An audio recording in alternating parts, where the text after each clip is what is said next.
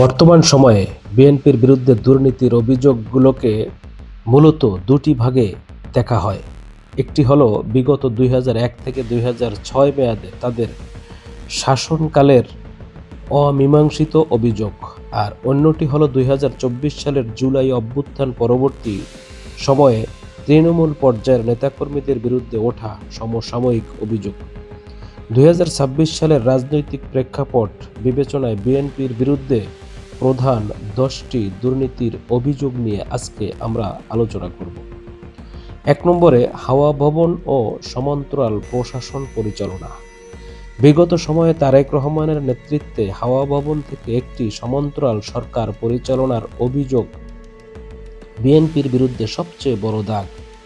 অভিযোগ রয়েছে যে সরকারি বড় উন্নয়ন প্রকল্প এবং কেনাকাটা থেকে নির্দিষ্ট শতাংশ কমিশন ঘুষ এই ভবনের মাধ্যমে সংগ্রহ করা হতো।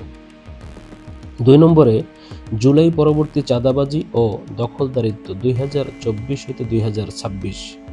2024 সালের 5ই আগস্ট আওয়ামী লীগ সরকারের পতনের পর দেশের বিভিন্ন স্থানে বিএনপি ও এর অঙ্গ সংগঠনের নেতাকর্মীদের বিরুদ্ধে ব্যবসা প্রতিষ্ঠান, জমি এবং কল কারখানা দখলের অসংখ্য অভিযোগ উঠেছে। যদিও দল থেকে অনেকের বিরুদ্ধে ব্যবস্থা নেওয়া হয়েছে, তবে জনমনে এটি একটি বড় নেতিবাচক প্রভাব ফেলেছে। 3 নম্বরে খাম্বা কেলেঙ্কারি, বিদ্যুৎ খাত। বিএনপি আমলে বিদ্যুৎ সংযোগ না দিয়ে শুধু বৈদ্যুতিক খুঁটি বা খাম্বা বসিয়ে কোটি কোটি টাকা আত্মসাতের অভিযোগটি এখনও রাজনৈতিক মহলে বহুল আলোচিত। এটি বিদ্যুৎ খাতের বড় একটি দুর্নীতির প্রতীক হিসেবে দেখা হয়। 4 নম্বরে গ্যাটকো ও নাইকো দুর্নীতি মামলা।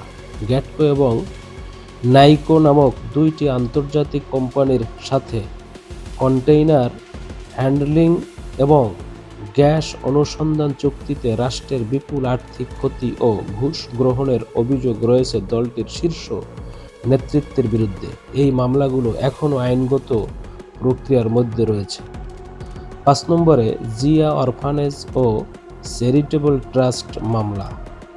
এতিমদের জন্য আসা টাকা আত্মসাৎ এবং ট্রাস্টের নামে অবৈধভাবে অর্থ সংগ্রহের অভিযোগে খালেদা জিয়ার সাজা হয়েছিল। যদিও বিএনপি এই মামলাগুলোকে রাজনৈতিক প্রতিহিংসা বলে দাবি করে এবং 2025-26 সালে অন্তর্বর্তীকালীন সরকারের সময়ে অনেক আইনি জটিলতা নিরসন হয়েছে, তবুও এগুলো দুর্নীতির অভিযোগ হিসেবে ইতিহাসে রয়ে গেছে। 6 নম্বরে মানি লন্ডারিং ও বিদেশে অর্থ পাচার। তারেক রহমান ও প্রয়াত আরাফাত রহমান কোকোর বিরুদ্ধে সিঙ্গাপুর সহ বিভিন্ন দেশে অর্থ পাচারের অভিযোগ দীর্ঘদিনের। সিঙ্গাপুর থেকে পাচারকৃত অর্থ ফেরত আনার ঘটনাটি এই অভিযোগের একটি বড় ভিত্তি হিসেবে কাজ করে।